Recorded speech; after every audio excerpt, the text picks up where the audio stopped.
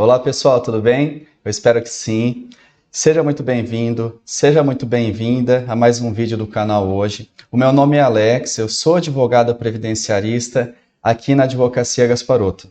E hoje, no tema desse vídeo de hoje, eu quero apresentar para vocês 4 motivos para você acreditar, ou para podermos acreditar, né, que a revisão da vida toda ela tem grande chance de ser aprovada. E o que eu vou trazer para você não é baseado em achismos, tá? Como algumas pessoas comentam. Vou trazer tudo informações de julgados que já aconteceram. Mas antes, eu gostaria de fazer 2 pedidos para você. O primeiro é que, se você não é inscrito no canal, se inscreva, ative as notificações aqui abaixo do vídeo ou no lado esquerdo da tela. Por quê? Porque se você fazendo isso, você vai ser notificado toda vez que eu publicar um conteúdo novo aqui no canal. E posso garantir que esses conteúdos que eu trago aqui têm alta relevância para você e muitas pessoas que você conhece. E o segundo pedido é para você ficar até o final do vídeo para você entender o que eu quero trazer para você, o que já aconteceu na história aí de julgamentos para poder acreditar que essa decisão ela pode ser favorável, tá bom? Mas antes de continuar, eu quero mostrar para vocês como que está o julgamento lá no site do STF. Algumas pessoas me perguntaram ontem, deixaram nos comentários o que é juntada, certidão de julgamento de sessão virtual. Isso foi ontem, isso foi atualizado hoje. Ó. Isso daqui são questões processuais, tá, pessoal? Certidão de julgamento que houve no dia 11, que foi feito o pedido de vista do ministro Alexandre de Moraes, tem que ser publicada a certidão. Da mesma forma que a ata de julgamento que ocorreu até o dia 11. E para provar para vocês que é isso mesmo, ó, foi publicado no DJE o número 119. Eu já pesquisei aqui, ó, número 119, do dia 22/6, que é essa notificação aqui. Pesquisa aqui, ó, na parte integral, e vai aparecer tudo que está sendo julgado lá no STF. Aí eu venho aqui, ó, vocês podem ver que tem 263 páginas. Eu venho aqui, ó, esse daqui é o recurso extraordinário em questão, da revisão da vida toda, e já está aqui a decisão, tudo certinho. O ministro Alexandre de Moraes pediu vistas. É basicamente isso. Eu quis mostrar para vocês porque as pessoas estão perguntando o que é, mas ainda não tem decisão, tá, gente? Tá tudo parado. Vamos aguardar. Aqui, ó, aqui é a votação. Mesma coisa, ó, pedido de vista. Bom, enfim, quis mostrar isso para tirar as dúvidas das pessoas que perguntaram, mas eu não quero demorar muito. Eu quero entrar na questão. Nós já sabemos que o que se discute nessa revisão da vida toda é a aplicação da regra mais favorável ao segurado. E isso foi instituído por lei, tá? A aplicação da regra mais favorável está no artigo 122 da Lei 8.213. E o que de fato, ou melhor, isso não ocorreu, né? Nós sabemos que o INSS não aplicou essa regra em muitos casos aí dos segurados. Sabemos também, que eu já comentei em vários vídeos, que o STF ele é o guardião da Constituição Federal. Sendo assim, sabendo que esse direito ele tem base legal, que eu falei para vocês, a aplicação da regra mais favorável, e ele é fundamentado em um princípio constitucional, então como que é possível que esses mesmos guardiões da Constituição, os ministros, podem permitir que essa questão ela viole um direito constitucional? E eu vou fazer vocês entenderem isso melhor.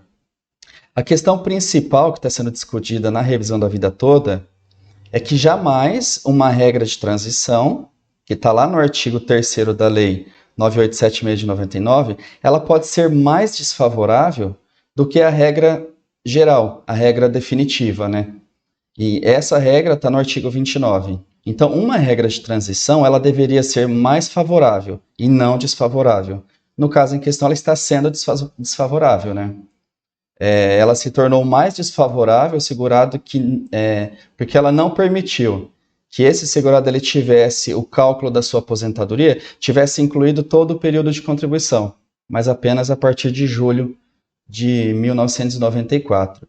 E essa violação, isso violou um direito, né? E esse direito é um direito adquirido, garantido pela Constituição. Então, eu trouxe para vocês que está violando a Constituição. Mas qual texto constitucional que está sendo violado?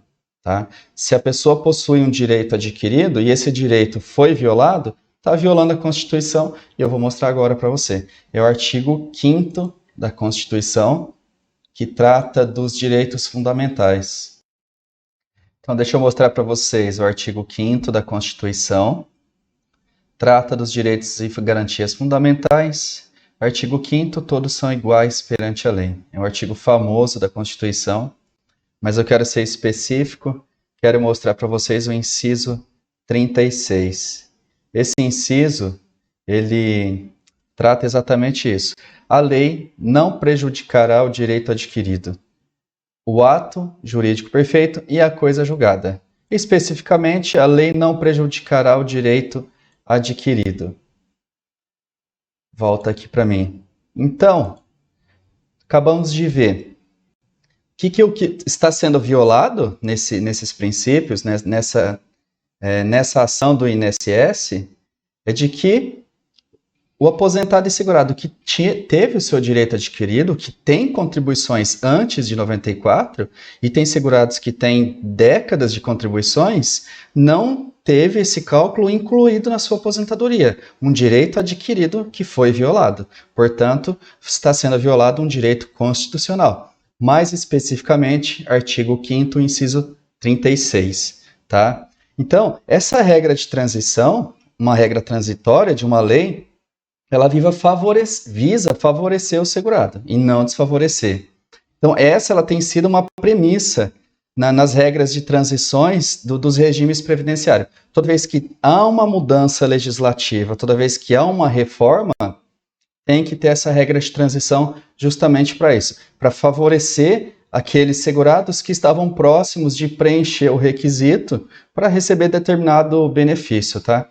A exemplo, nós temos a aposentadoria por tempo de contribuição, com a nova reforma, tá? Ela saiu, hoje, atualmente, não existe aposentadoria por tempo de contribuição. Quem fosse aposentar na vigência dessa reforma, não aposenta por tempo de contribuição. Tem que observar as regras para aposentadoria por idade. No entanto, tem o pedágio. Tem aquele pedágio, a regra de transição para as pessoas que estavam próximas de se aposentar por tempo de contribuição. Vocês percebam que o legislador, a intenção do legislador, não era prejudicar o segurado, e sim proteger. Acontece que o INSS, na maioria dos casos, não aplicou o que está na lei, tá bom? Então eu vou trazer para vocês 4 motivos para você acreditar que a revisão da vida toda ela tem grandes chances aí de ser aprovada. Primeiro motivo, o STF ele já defendeu esse raciocínio, entendendo que não se aplica a regra de transição quando ela for mais gravosa, tá? Isso foi na análise de questão do pedágio da aposentadoria por tempo de contribuição. Então merece destaque aqui o trecho do recurso extraordinário 524189. Vou deixar escrito aqui o número do recurso para eventualmente, se você quiser pesquisar, tá? E quem foi o relator desse processo foi o ministro Teori Zavascki. Inclusive, esse processo, esse recurso extraordinário, ele foi julgado por unanimidade. Eles entenderam que a regra mais gravosa, mais desfavorável, não deve ser aplicada, tá? Então, o primeiro motivo aí. Eu vou ler com vocês o trecho do ministro Teori Zavascki. Vamos ali na tela, ó. As regras de transição editadas pelo Constituinte derivado são, na verdade, mais gravosas que a regra geral inserida na emenda constitucional 20, ou seja, a regra de transição, eles reconheceram que estava sendo mais gravosa do que a regra geral, a norma geral. E ele continua, a própria regra de transição da aposentadoria proporcional, por absurdo, continha requisitos não previstos no texto legal, do que é aposentadoria integral. Entenderam? Esse é o primeiro fundamento que eu trago para vocês aí do recurso 524189. Eles entenderam que não deve ser aplicado uma regra de transição quando ela for desfavorável. E segundo motivo, na presente revisão da vida toda, encontramos um amparo no princípio da contrapartida. Inclusive, esse princípio ele sempre foi defendido também pelos ministros no julgamento do STF. Tá? O que significa esse princípio? Quer dizer que o segurado que fez pagamentos aos cofres do INSS, obrigatoriamente, este deveria ter uma contrapartida, ou seja, contribuição exige uma retribuição. Se você contribuiu, tem que ter uma contrapartida, tem que ter um benefício. Esse é o princípio da contrapartida.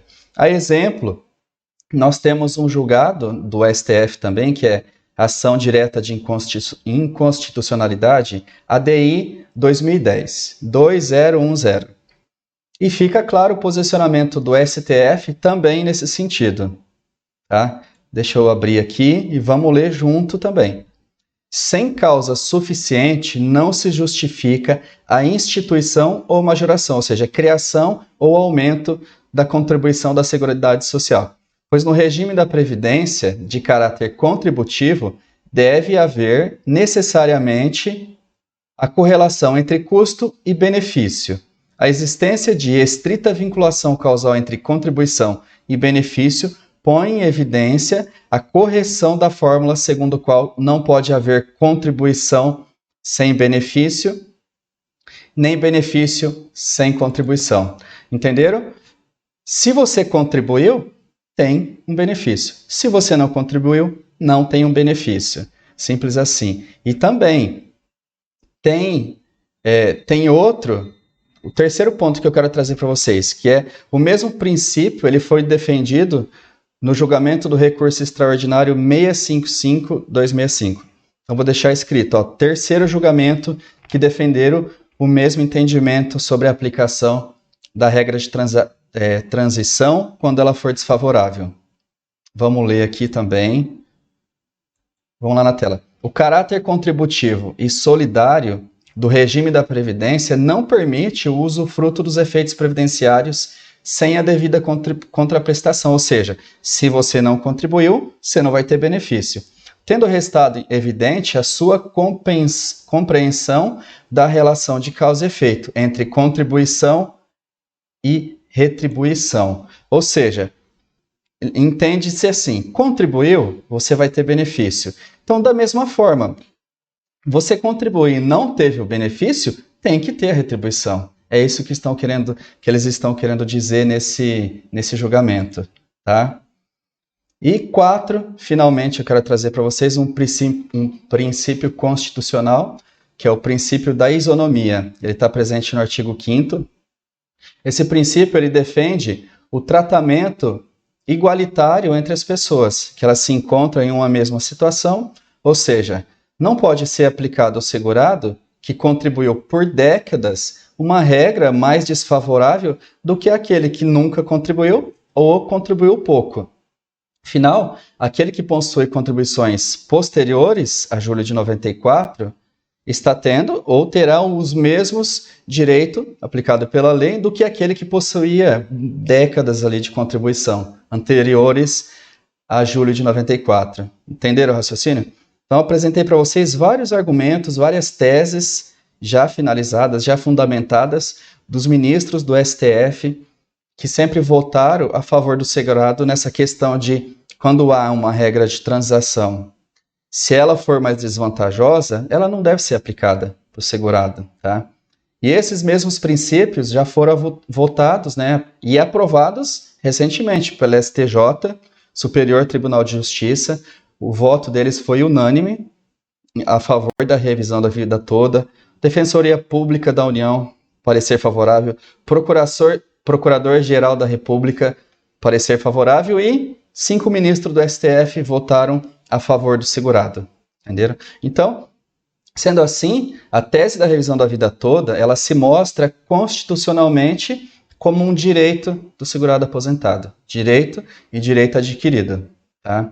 Então, é com base em tudo isso que eu trouxe aqui para você, mais uma vez, o STF pode garantir aí o respeito aos direitos fundamentais de você segurado, que é aposentado e pensionista, preencheu esse requisito e que está buscando apenas um direito, e um direito adquirido, presente lá na Constituição. tá, meus caros? Então era isso que eu queria trazer para vocês, trazer os fundamentos aí de que há um histórico, né, um precedente de que o STF já julgou causas nesse sentido e foi a favor aí do segurado, do aposentado. Então, trouxe para você porque eu estou na torcida, quero ver essa decisão sair logo, porque muitos segurados aí que contribuíram podem ter esse direito. Era isso que eu queria trazer para vocês. Meu muito obrigado se você ficou até o final do vídeo. E mais uma vez, se você não é inscrito, se inscreva, porque assim toda vez que eu publicar um conteúdo, você vai ficar sabendo. Tá legal? Muito obrigado por você ter ficado até aqui e até mais.